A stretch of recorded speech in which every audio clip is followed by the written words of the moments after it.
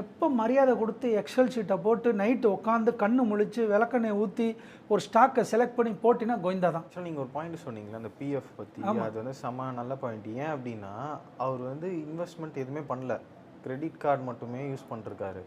ஆனால் அவர் திடீர்னு வேலையை விட்டு தூக்கிட்டாங்க.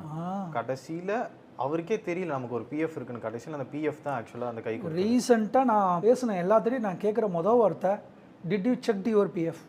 ஏன்னா இன்றைக்கி பசங்களாம் பிஎஃப் செக் பண்ணுறதில்ல. ஏன்னா அதுக்கு மேலே ஒரு மரியாதை கிடையாது பிஎஃப் மேலே. ஏன் மரியாதை இல்லை? அதான் சொல்கிறேன், போரிங். நீ எப்போ மரியாதை கொடுத்து எக்ஸல் ஷீட்டை போட்டு நைட்டு உட்காந்து கண்ணு முழிச்சு விளக்கெண்ணெய் ஊற்றி ஒரு ஸ்டாக்கை செலக்ட் பண்ணி போட்டினா கோவிந்தா தான். 15% தான் கிடைக்கும். எதை பற்றியும் கண்டுக்காமல் விட்டுட்டின்னா யூஆர் த வின்னர். அதுதான் பிஎஃப்பில் நடக்குது. இப்போ பிஎஃப்லேயும் பார்த்தீங்கன்னா வேலண்டரி பிஎஃப்னு இருக்குது. உங்கள் ஹெச்ஆர்கிட்ட போய்ட்டு அதுக்கு ஒரு ஃபார்ம் இருக்குது. ஃபார்மை ஃபில் பண்ணிவிட்டு என் சேலரியில் ஆக்சுவலாக 12% பிடிப்பாங்க பிஎஃப்பில்.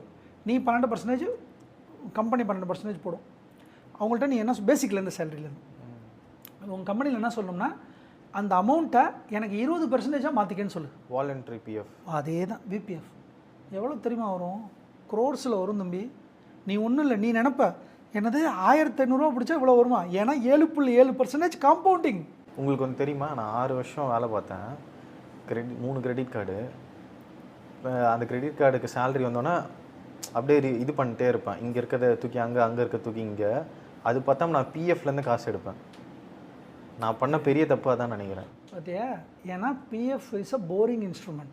நீ கண்டுக்காமல் நம்ம வந்து மட்டம் தட்டின இன்ஸ்ட்ருமெண்ட் தான் இங்கே வின் ஆகுது.